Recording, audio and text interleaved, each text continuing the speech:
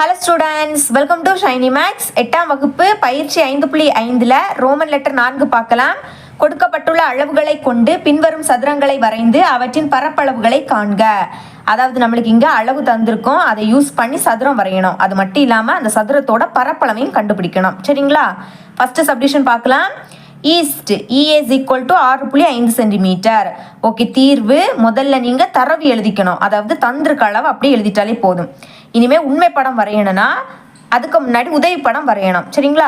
உதவி படம் வரைகிறதுக்கு எந்த ஒரு அளவுமே கிடையாது, நீங்களாவே ஒரு அளவு எடுத்து வரைஞ்சாலே போதும். நம்ம இங்கே ஒரு சதுரம் வரைய போகிறோம், அதனால் உதவி படத்தில் சின்னதாக ஒரு சதுரம் வரைஞ்சிட்டாலே போதும். இதோட நேம் என்ன கொடுத்துருக்காங்க? ஈஸ்ட் அப்படின்னு கொடுத்துருக்காங்க. அப்போ இது இ, இது ஏ, இது எஸ், இது டி. சரிங்களா? ஓகே, இதுக்கப்புறம் பாருங்கள். EA is equal to 6.5 centimetre. இது இ, இது ஏ. அப்போ இது நம்மளுக்கு 6.5 சென்டிமீட்டர் எழுதிக்கலாம். சதுரம்னா என்ன? எல்லா பக்கமும் சமமாக இருக்கும்.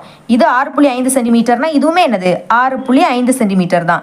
இதுவும் நம்மளுக்கு 6.5 சென்டிமீட்டர், இதுவும் நம்மளுக்கு 6.5 சென்டிமீட்டர் எழுதிக்கலாம். எப்போ மாதிரி ஃபஸ்ட்டு அடிப்பக்கத்தை முதல்ல வரைஞ்சிக்கலாம். அதுக்கு ஸ்கேல் எடுத்துக்கோங்க. கரெக்டாக 0ல் ஒரு புள்ளி வைங்க, அதே மாதிரி 6.5லேயும் ஒரு புள்ளி வைங்க. சரிங்களா? ஏன்னா அடிப்பக்கத்தோட அளவு 6.5 சென்டிமீட்டர். இப்போ இந்த ரெண்டு புள்ளியை இணைத்து நம்ம ஒரு கோடு வரைஞ்சிக்கலாம். ஓகே, வரைஞ்சிட்டேன். இது இ, இது ஏ. அப்போ இந்த புள்ளி இ, இந்த புள்ளி ஏ. இது நம்மளுக்கு 6.5 சென்டிமீட்டர். அதையும் எழுதிக்கலாம். ஓகே, இனிமேல் 6.5 சென்டிமீட்டர் அளவு எடுத்து ஒரு வில் வரைஞ்சிக்க போகிறோம். அதுக்கு ஸ்கேல் எடுத்துக்கோங்க. காம்பஸோட முனையை கரெக்டாக 0ல் வைங்க, பென்சிலோட முனையை கரெக்டாக 6.5ல் வைங்க. நான் இங்கே ஸ்கெட்சில் வரைகிறேன், ஆனால் நீங்கள் பென்சிலால் மட்டும்தான் வரைஞ்சிக்கணும். ஓகே, இப்போ ஏ புள்ளியில் காம்பஸோட முனையை வைத்து ஒரு வில் வெட்டிக்கலாம். அதே மாதிரி இதுவுமே என்னது? 6.5 சென்டிமீட்டர் தானே. அப்போ அளவை மாற்றாமல் இ புள்ளியில் காம்பஸோட முனையை வைத்து இங்கேயும் ஒரு வில் வெட்டிக்கலாம். ஓகே, இதுக்கு பிறகு நம்ம இந்த கோடு வரைய போகிறோம். அதாவது நம்ம இங்கே ஒரு வில் மட்டும்தான் வரைஞ்சிருக்கோம், பார்த்தீங்களா? ஒரு வில். இனிமேல் இந்த டி புள்ளி இல்லாட்டா எஸ் புள்ளி கண்டுபிடிக்கணும்னா இந்த கோடு இல்லாட்டா இந்த கோடு வரையணும். இந்த கோடு இந்த வில்லில் வெட்டும் போது தான் நம்மளுக்கு இங்கே ஒரு புள்ளி உருவாகும்.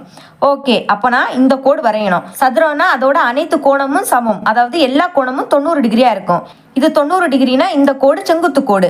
அப்போ இனி நம்ம செங்குத்து கோடு வரைய போகிறோம். அது எப்படி வரைகிறதுனா, காம்பஸை எடுத்துக்கோங்க. இ புள்ளியில் காம்பஸோட முனையை வைங்க. வச்சுக்கிட்டு நீங்களாவே தோராயமாக ஒரு அளவு எடுக்கணும். உங்கள் விருப்பம், நீங்களாவே தோராயமாக ஒரு அளவு எடுத்து அரைவட்ட வடிவில் ஒரு வில் வெட்டிக்க போகிறோம். சரிங்களா? அந்த வில்லு இந்த கோட்டு துண்டில் வெட்டணும். அப்போ தான் நம்மளுக்கு இங்கே ஒரு புள்ளி உருவாகும். இப்போ அந்த அளவை மாற்றாமல் இந்த புள்ளியில் வைத்து அரைவட்ட வில்லை வெட்டுற மாதிரியான ஒரு வில்லு. சரிங்களா? இப்போ பாருங்கள், இந்த அரைவட்ட வில்லில் இந்த வில் வெட்டும்போது இங்கே ஒரு புள்ளி உருவாகும். திரும்பவும் அந்த புள்ளியில் காம்பஸோட முனையை வைத்து அந்த அரைவட்ட வில்லை திரும்பவும் வெட்டுற மாதிரியான ஒரு வில்லு. சரிங்களா? இப்போ பாருங்க, இங்கே ஒரு புள்ளி உருவாயிருக்கு, இங்கே ஒரு புள்ளி உருவாயிருக்கு. இந்த ரெண்டு புள்ளியை பயன்படுத்தி இன்னும் 2 வில் வெட்டிக்க போகிறோம். ஓகே, அப்போ இந்த புள்ளியில் வைங்க, வச்சு இங்கே ஒரு வில். இனிமேல் இந்த புள்ளியில் வைத்து இப்போ வரைஞ்ச இந்த வில்லை வெட்டுற மாதிரியான இன்னொரு வில்.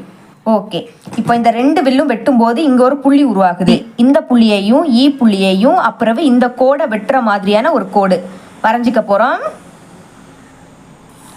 ஓகே, இங்கே ஒரு அம்புகுறி. இப்போ இந்த கோட்டு துண்டுக்கு நான் எக்ஸ் அப்படி நேம் கொடுக்குறேன். இப்போ பாருங்கள், இந்த வில்லை இந்த கோட்டு துண்டு வெட்டும் போது இங்கே ஒரு புள்ளி உருவாகுது. இந்த புள்ளி தான் என்னென்னா டி. இப்போ நம்மளுக்கு டி புள்ளி தெரியும். இனி டி புள்ளியை பயன்படுத்தி 6.5 சென்டிமீட்டர் அளவெடுத்து ஒரு வில் வெட்டிக்கலாம். அதுக்கு ஸ்கேல் எடுத்துக்கோங்க. காம்பஸோட முனையை கரெக்டாக 0ல் வைங்க, பென்சிலோட முனையை கரெக்டாக 6.5ல் வைங்க. சரிங்களா? இப்போ டி புள்ளியில் காம்பஸோட முனையை வைங்க. வச்சுட்டேன். நம்ம ஆல்ரெடி ஏ புள்ளியில் இருந்து 6.5 சென்டிமீட்டர் அளவெடுத்து ஒரு வில் வெட்டியிருக்கோம். அந்த வில்லை வெட்டுற மாதிரியான இன்னொரு வில்லு. ஓகேங்களா? இப்போ பாருங்கள், இந்த 2 வில்லும் வெட்டும்போது இங்கே ஒரு புள்ளி உருவாகுது. இந்த புள்ளி தான் என்னென்னா எஸ்.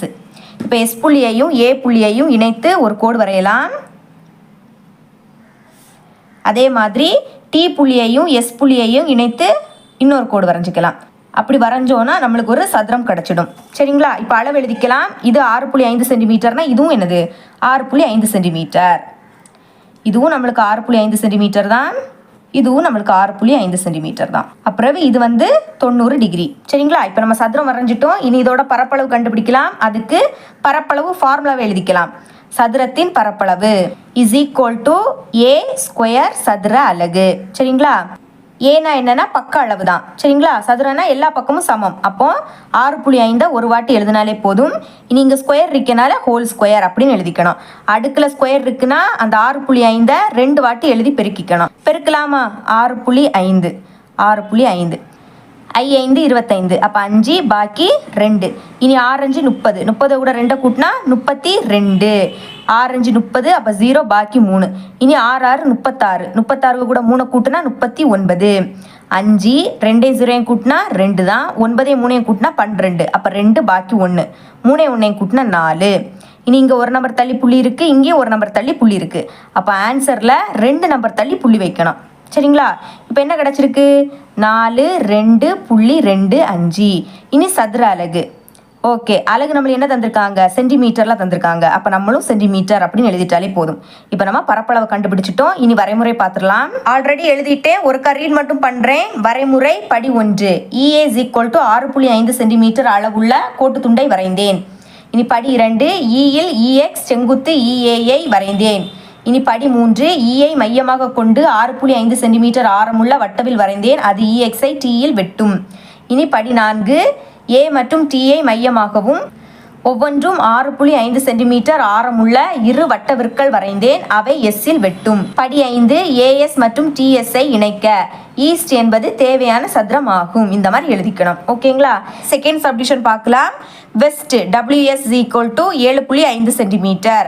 அதாவது நம்மளுக்கு இங்கே அளவு தந்திருக்காங்க. இதை யூஸ் பண்ணி நம்ம ஒரு சதுரம் வரையணும். அது மட்டும் இல்லாமல் அதோட பரப்பளவையும் கண்டுபிடிக்கணும். சரிங்களா?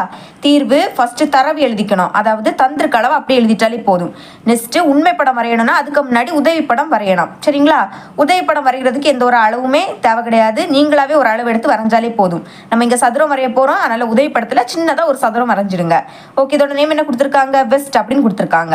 அப்போ இது W, இது E, இது S, இது T. சரிங்களா?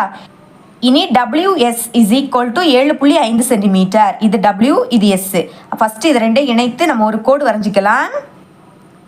ஓகே, வரைஞ்சிட்டேன். இது என்னன்னா 7.5 சென்டிமீட்டர்னு கொடுத்துருக்காங்க. எழுதிக்கலாம். சரிங்களா? இது மட்டும்தான் தந்திருக்காங்க. நம்மளுக்கு நல்லாவே தெரியும் சதுரத்துக்கு 2 மூலை விட்டம் உண்டு. அந்த 2 மூலை விட்டமும் சமமாக இருக்கும். இது ஒரு மூலை விட்டம். இனி Tயையும் Eயையும் இணைத்தேன்னா இன்னொரு மூலை விட்டம் கிடச்சிடும். ஓகே, இது 7.5 சென்டிமீட்டர்னா இதுவுமே என்னது 7.5 சென்டிமீட்டர் தான். இங்கே நம்மளுக்கு பக்கம் தரவே இல்லை, பக்கத்தோட அளவு தரல. இந்த மாதிரி பக்கத்தோட அளவு தராட்டா தந்திருக்க மூலை விட்டத்தை அடிப்பக்கமாக எடுத்து வரைஞ்சிக்கணும். அப்போ ஃபஸ்ட்டு நான் இந்த மூலை விட்டத்தை வரைஞ்சிக்க போகிறேன். இந்த மூலை விட்டத்தோட அளவு 7.5 சென்டிமீட்டர். அப்போ ஸ்கேல் எடுத்துக்கோங்க. இங்கே 0ல் ஒரு புள்ளி வைங்க. அதே மாதிரி 7.5லேயும் ஒரு புள்ளி வச்சுருங்க. சரிங்களா? ஓகே, இப்போ இந்த 2 புள்ளியை இணைத்து நம்ம ஒரு கோடு வரைஞ்சிக்கலாம். வரைஞ்சிட்டேன். நம்ம இப்போ இந்த மூலை விட்டம் வரைஞ்சிருக்கோம் WS. அப்போ இது W, இது S. இது நம்மளுக்கு 7.5 சென்டிமீட்டர். இதெல்லாம் உடனே எழுதிடுங்க. ஓகேங்களா? இதுக்கப்புறம் என்ன பண்ணணும்னா, இப்போ உதவிப்படத்தை பாருங்க. நம்ம இந்த மூலை விட்டத்தை வரைஞ்சிட்டோம். இனிமேல் இந்த மூலை விட்டம் வரையணும். நல்லா ஞாபகம் வச்சுக்கோங்க. இந்த மூலை விட்டத்தோட நடுப்புள்ளி வழியாக தான் இந்த மூலை விட்டம் போகும். சரிங்களா? அப்போ நான் இனிமேல் நடுப்புள்ளினா மையப்புள்ளி, மைய குத்துக்கோடு வரையணும். அப்போ தான் இந்த மூலை விட்டத்தை வரைஞ்சிக்க முடியும். சரிங்களா? ஃபஸ்ட்டு மைய குத்துக்கோடு எப்படி வரைகிறதுனா, காம்பஸோட முனையை எஸ்ஸில் வைங்க. ஓகே, வச்சுட்டேன். இப்போ WS இதில் பாதி அளவு இதுன்னு வச்சுக்கோங்க. கரெக்டாக பாதி அளவு இது. நீங்கள் பாதிக்கு மேலே எடுக்கணும், உங்கள் விருப்பம். ஆனால் கண்டிப்பாக பாதிக்கு மேலே தான் அளவு எடுக்கணும். அளவெடுத்து மேலே ஒரு வில், அதே மாதிரி கீழேயும் ஒரு வில்லு. சரிங்களா? ஓகே, இனிமேல் அளவை மாற்றாமல் எஸ் புள்ளியில் வைத்து இப்போ வரைஞ்ச வில்லை வெட்டுற மாதிரியான வில்லு. மேலேயும் ஒன்று, அதே மாதிரி கீழேயும் ஒன்று. பார்த்தீங்களா? இப்போ பாருங்கள், இந்த 2 வில்லும் வெட்டும்போது இங்கே ஒரு புள்ளி உருவாகுது. அதே மாதிரி இந்த 2 வில் வெட்டும்போது இங்கே ஒரு புள்ளி உருவாகுது. இப்போ இந்த 2 புள்ளியை இணைத்து நம்ம கோடு வரைஞ்சோன்னா மையக்குத்து கோடு கிடச்சிடும். வரையலாம். ஓகே, வரைஞ்சிட்டேன். இங்கே ஒரு அம்புக்குறி, அப்புறம் இங்கே ஒரு அம்புக்குறி. இந்த கோட்டு துண்டுக்கு நேம் கொடுக்கணும். இது X, இது Y அப்படி நேம் கொடுத்துக்கலாம். இப்போ இந்த 2 கோடுகளும் வெட்டுகிற அந்த புள்ளிக்கு O அப்படி நேம் கொடுக்கலாம். சரிங்களா? கண்டிப்பாக இது நம்மளுக்கு 90 டிகிரியாக தான் இருக்கும். ஓகே, இதுக்கு பிறகு நம்ம இந்த மூலை விட்டம் வரைஞ்சிக்கணும். நான் ஆல்ரெடி சொல்லியிருக்கேன், WX இந்த மூலை விட்டத்தோட மைய புள்ளி வழியாக தான் இந்த மூலை விட்டம் போகும். மையப்புள்ளினா நடுப்புள்ளி. அப்போ இந்த மூலை விட்டம் WX என்கிற இந்த மூலை விட்டத்தை பாதி பாதியாக பிரிக்கும். அதே மாதிரி தான் இந்த மூலை விட்டத்தோட மையப்புள்ளி வழியாக தான் இந்த மூலை விட்டமும் போகும். அப்போனா 7.5 சென்டிமீட்டரில் பாதி எவ்வளவுன்னு கண்டுபிடிக்கணும். கண்டுபிடிக்கலாமா? பாதி கண்டுபிடிக்க 7.5 2ஆல் வகுத்தாலே போதும். ஓகே, 3 2 6. 7லேருந்து 2 கழிச்சா 1 கிடைக்கும். இனி அடுத்த 5 இறக்கிக்கலாம். இனி 15ல் 2 வெத்திர வாட்டி இருக்கு. 7 வாட்டி 7 2 14 கழிச்சா 1 கிடைக்கும். இனி இறக்க எதுவுமே இல்லை, அதனால புள்ளி வச்சுக்கிட்டு 0 இறக்கிக்கலாம். இப்போ I2 10. பார்த்தீங்களா, 0 கிடைச்சிடுச்சு. ஓகே, இங்க பாருங்க, ஒரு நம்பர் தள்ளி புள்ளி இருக்கு. அப்போ இந்த புள்ளியை ஒரு நம்பருக்கு முன்னாடி வைக்கணும். அப்போ 3.75 பாதி கண்டுபிடிச்சிட்டோம். பாதி அளவை காம்பஸில் எடுத்து நம்ம வில் வெட்டிக்கணும். சரிங்களா? ஆனால் ஸ்கேலில் 3 புள்ளிக்கு அடுத்த ஒரு நம்பர் இருக்குது பார்த்தீங்களா, அதை தான் நம்ம எடுக்க முடியும். அப்போ இதுக்கு நீங்கள் என்ன பண்ணணும்னா, காம்பஸோட முனையை கரெக்டாக ஓவில் வைங்க, வச்சுக்கிட்டு பென்சிலோட முனையை கரெக்டாக டபிள்யூவில் வைங்க. சரிங்களா? இதோட மையப்புள்ளி வழியாக தானே இந்த மைய குத்து கோடு போகுது. அப்போ பாதி பாதியாக தான் பிரிக்கும். இந்த மாதிரி அளவிடுங்க, அப்போ உங்களுக்கு இன்னும் ஈஸியாக இருக்கும். சரிங்களா? ஓகே, கரெக்டாக இருக்குது. இப்போ மேலே ஒரு வில்லு, அதாவது மைய குத்து கோடை வெட்டுற மாதிரியான வில்லு. அதே மாதிரி கீழையும் ஒரு வில்லு வெட்டிக்கலாம். பார்த்தீங்களா, வெட்டிட்டோம். இப்போ இந்த கோட்டு துண்டில் இந்த வில் வெட்டும் போது இங்கே ஒரு புள்ளி உருவாகும். இந்த புள்ளி தான் என்னன்னா T. அப்போ Tன்னு எழுதிக்கலாம். அதே மாதிரி இந்த கோட்டு துண்டில் இந்த வில் வெட்டும் போது இங்கே ஒரு புள்ளி உருவாயிருக்கும். இந்த புள்ளி தான் என்னன்னா E. சரிங்களா? இப்போ அளவு எழுதிக்கலாம். ஓயிலிருந்து T 3.75 சென்டிமீட்டர். சரிங்களா? மறக்காமல் எழுதிடணும். அதே மாதிரி இதுவும் என்னது 3.75 சென்டிமீட்டர். இப்போ WYயும் EAயும் இணைத்து நம்ம கோடு வரைஞ்சிக்கலாம். அதே மாதிரி EAயும் Sஐயும் இணைத்து கோடு வரைஞ்சிக்கலாம். நெக்ஸ்ட்டு Sஐயும் Tஐயும் இணைத்து கோடு வரைஞ்சிக்கலாம். அப்புறம் WYயும் Tஐயும் இணைத்தோம் அப்படின்னா நம்மளுக்கு சதுரம் கிடச்சிடும். சரிங்களா? இனிமேல் இதோட பரப்பளவு கண்டுபிடிக்கலாம். ஃபார்முலா எழுதிக்கலாம். சதுரத்தின் பரப்பளவு =A² சதுர அலகு. ஓகே, பக்க அளவு தெரியணும் இல்லையா, அதை அளக்கலாம். ஃபஸ்ட்டு ஸ்கேல் எடுத்துக்கோங்க. எவ்வளோ இருக்குன்னு பாருங்க, கரெக்டாக 5.4 இருக்குது. அப்போ எழுதிக்கலாம் 5.4 சென்டிமீட்டர். சதுரம்னா எல்லா பக்கமும் சமமாக தான் இருக்கும்.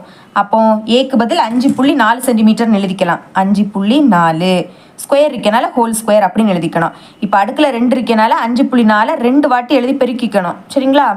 ஓகே, பெருக்கலாம். 5.4 5.4 நன்னாள் 16. அப்போ 6 பாக்கி 1. I4 20. 20 கூட 1 கூட்டினா என்ன கிடைக்கும்? 21. இனி I4 20. அப்போ 0 பாக்கி 2. அடுத்து I5 25. 25 கூட 2 கூட்டினா 27.